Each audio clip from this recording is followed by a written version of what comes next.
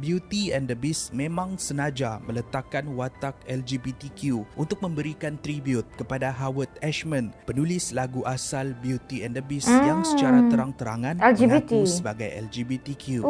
Ini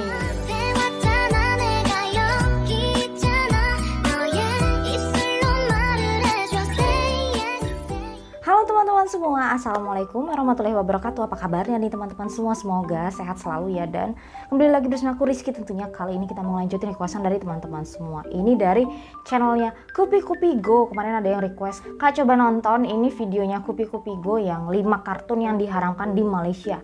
Dan kenapa? Oh ternyata ada ya film-film yang diharamkan di Malaysia. Kira-kira ini diharamkan di Malaysia, tapi di Indonesia gimana ya? Aku nanti mau nonton, nanti bisa kita komentarin di belakangnya. Langsung aja kita nonton videonya. Hai guys, selamat kembali ke Kupi Kupi Go. Banyak pihak yang cuba mempengaruhi minda kanak-kanak dengan agenda ataupun propaganda tertentu. Dan cara yang terbaik ialah untuk memberikan pesanan tersebut di dalam filem animasi yang akan ditonton oleh kanak-kanak. Dengan itu, ada di antara filem-filem animasi ini yang telah diharamkan sebab ia berbahaya. Daripada filem yang memaparkan agenda LGBTQ sehingga filem yang menyebarkan propaganda China boleh menyebabkan ketegangan di antara negara di Asia Tenggara. Itu adalah perkongsian kita pada hari ini. Ini adalah 5 filem animasi yang diharamkan dan kenapa? 5 Lightyear, agenda LGBTQ. Itu kalau itu tahu aku. Disney dan agenda LGBTQ memang sudah sebati. Ada sahaja cara mereka untuk menyelitkan elemen ini di dalam kartun kanak-kanak terbitan mereka untuk mempengaruhi minda kanak-kanak. Contohnya, filem animasi Lightyear yang ditayangkan pada tahun 2022.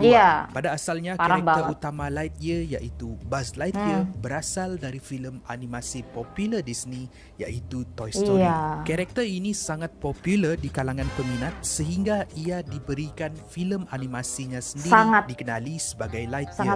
Lightyear menceritakan kisah penjelajahan Buzz Lightyear dan rakan ranger angkasanya yang lain untuk melawan Emperor angkasa yang jahat dikenali sebagai Zurg. Antara salah satu babak di dalam filem animasi ini memaparkan seorang karakter wanita yang mencium istrinya. Di babak yang lain pula, mereka berpelukan sambil mengendong seorang bayi. Terang lagi bersuluh, filem Lightyear ini pro kepada hubungan sejenis sesama wanita. Satu pandangan yang ekstrim. Apatah lagi kalau ia dipaparkan di dalam filem animasi bertujuan untuk kanak-kanak. Semua dengan umur penayangan kan bahaya. Watak LGBTQ ini ia telah diharamkan di 14 buah negara. Kebanyakannya dari negara Timur Tengah dan negara Asia Tenggara. Di Indonesia juga nggak diputar. Di Malaysia. Di setengah negara seperti Singapura, walaupun ia ditayangkan, Lightyear diberikan rating untuk tayangan kanak-kanak 16 tahun ke atas sahaja. Filem animasi ini memakan kos sebanyak 200 juta USD dan menggunakan pelakon terkenal seperti Chris Evans sebagai suara Lightyear.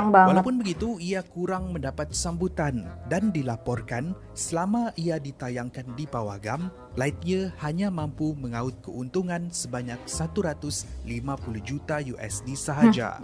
Sayang sekali, karakter Buzz Lightyear ialah sebuah karakter yang ikonik kini telah dicemarkan oleh agenda LGBTQ Disney.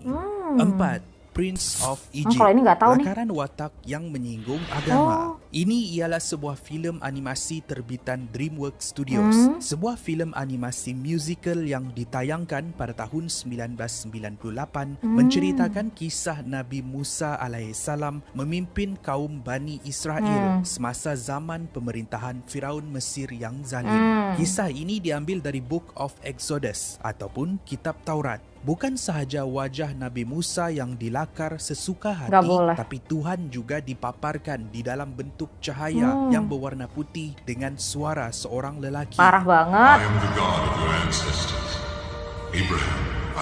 Parah banget emang ya, itulah.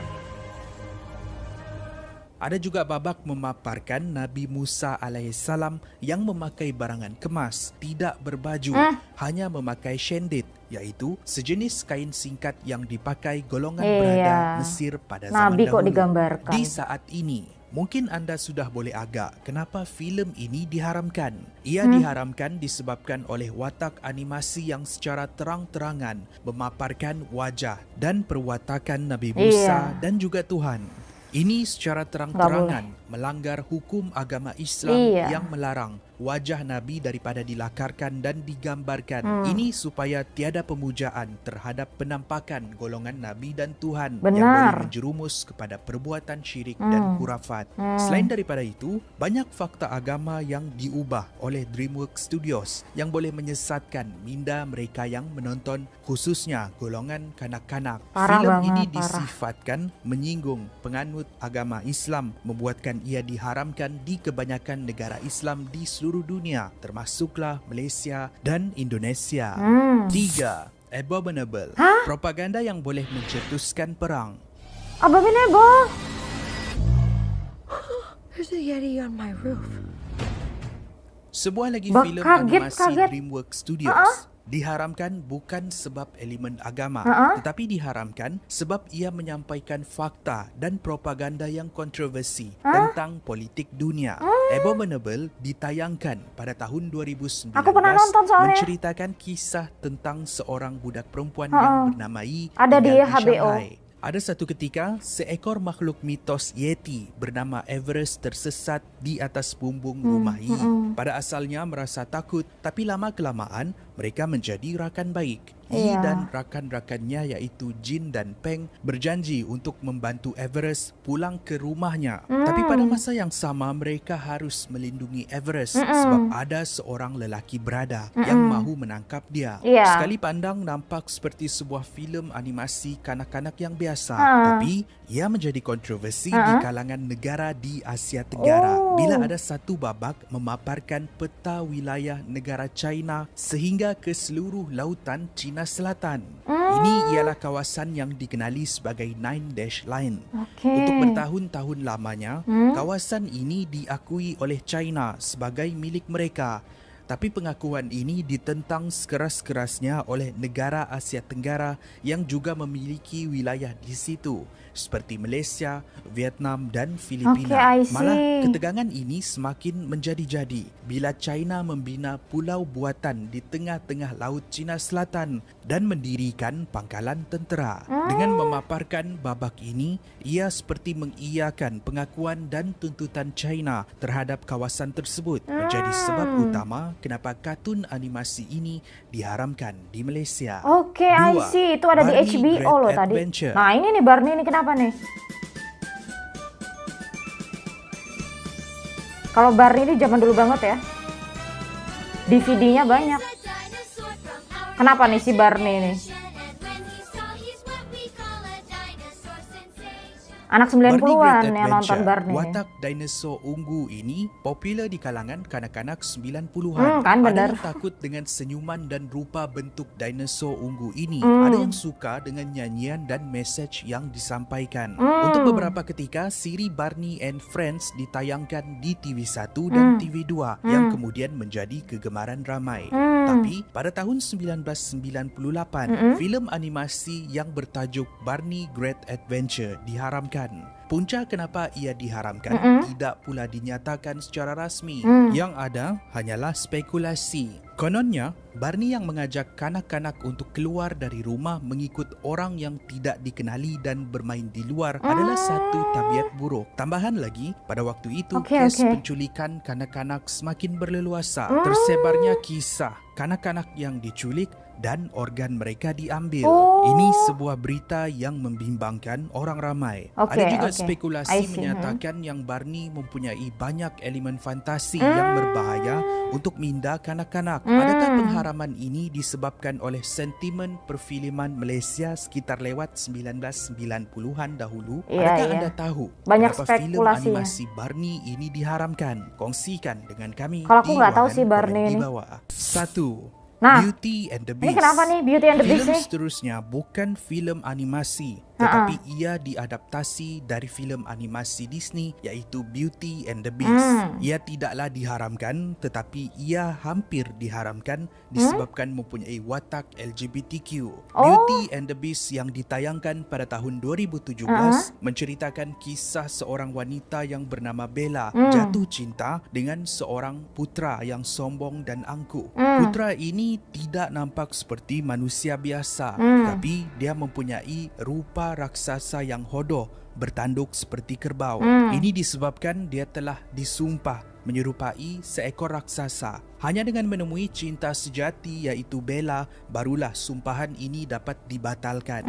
Filem ini walaupun ditayangkan, ia diselubungi dengan kontroversi bila ramai yang mengecam watak seorang lelaki LGBTQ. Malah, ia diharamkan di Kuwait dan di Alabama, iaitu salah sebuah negeri di Amerika Syarikat. Apa tidaknya, penerbit Beauty and the Beast memang senaja meletakkan watak LGBTQ untuk memberikan tribute kepada Howard Ashman, penulis lagu asal Beauty and the Beast yang secara terang-terangan mengaku sebagai LGBTQ. Ini ialah cubaan pertama Disney di dalam memperkenalkan agenda LGBTQ di dalam filem mereka sebelum agenda ini disebarkan secara menggila melalui filem animasi mereka yang lain. Itulah kisah sebuah filem yang hampir diharamkan yaitu Beauty and the Beast. Beauty and the Beast sekarang ada di HBO juga. Terima kasih kerana menonton. Itu adalah perkongsian kita pada hari ini. Thank you videonya. Pastikan anda jalankan penyelidikan anda sendiri dan mungkin anda tahu lagi filem animasi lain yang diharamkan di Malaysia. Bolehlah tinggalkan pendapat anda di ruangan komen di bawah. Kalau anda suka dengan video ini, pastikan anda like dan share. Pastikan anda subscribe, like kami di social media. Saya jumpa anda di episod yang seterusnya. Kupi Go menarik setiap hari. Thank you videonya ya, Kupi Go ya. Ini izin react juga untuk Kupi Go, bagus banget ini ya. Hal-hal kayak gini nih harus di-share gitu kan, karena ya itu tadi film-film itu kadang memang nggak layak sih semuanya harus ditonton gitu ya. Nah kita juga ini harus pilih-pilih gitu ya, mana tontonan yang harus kita tonton dan yang enggak gitu. Dan tadi contohnya salah satunya itu tadi ya, Lightyear itu juga di Indonesia kemarin juga ditentang karena itu tadi memang itu terang-terangan sih ya. Nah yang teman-teman nih, kira-kira teman-teman tahu nggak film ini juga ada unsur LGBTQ-nya? Itu film yang terbaru kemarin, Doctor Strange. Di situ kalau teman-teman amati banget, di situ ada yang namanya anaknya yang Amerika itu loh, yang si Chiefs itu kan orang tuanya ini ya, yang ada dua orang tua itu kan perempuan. Tapi itu ini banget ya, bias banget ya. Ada dua perempuan itu yang ngajak anak kecil ya, si Amerika itu kan perempuan dua-duanya. Jadi bukan laki perempuan tapi dua-duanya perempuan. Nah, jadi bias banget di situ. Kalau teman-teman yang kemarin nonton Doctor Strange diamati banget, yaitu di situ ada sebenarnya unsurnya di situ. Dan di film Thor yang terbaru juga ada unsur-unsur yang seperti itu. Jadi memang sekarang ini banyak sekali film-film dari barat sana ya, film-film western itu yang memang sengaja banget memasukkan unsur-unsur yang seperti itu ke dalam sebuah film. Jadi yaitu tadi, kita sebagai bangsa yang besar, sebagai umat Islam terkhususnya, kita harus berhati-hati untuk memilah-milih film mana aja yang layak untuk ditonton tentu saja. Jadi itu hal-hal itu kan kalau ditonton dari kecil, apalagi tuh film Toy Story tadi, Lightyear, itu kan anak-anak yang nonton ya. Kalau misalkan mereka terkontaminasi oleh yang seperti itu, mereka berpikir emang itu boleh. Nah, hal-hal yang seperti itu yang harus dihindari tentu saja. Jadi apapun itu untuk menjaga generasi muda bangsa kita tentu saja, untuk menjaga kelangsungan cara berpikir, pola pikir, segala macam yang baik-baik dari generasi muda, dari anak-anak kita tentu saja, kita juga harus menjaganya sejak dini tentu saja. Jadi itu tadi ya, menurut aku harus kita selektif untuk apa yang kita tonton, itu sangat-sangat harus selektif ya teman-teman ya. Dan oke teman-teman, demikian ya video kita kali ini. Misalkan nanti ada request apa lagi, silahkan tulis aja di kolom komentar. Kalau nggak bisa kasih linknya di kolom komentar, kasih aja ke DM Instagram aku di @rizkia. Aku akhiri dulu. Assalamualaikum warahmatullahi wabarakatuh. Thanks videonya untuk Kupi Go, luar biasa, best. Oke teman-teman, bye-bye, see you next time, bye.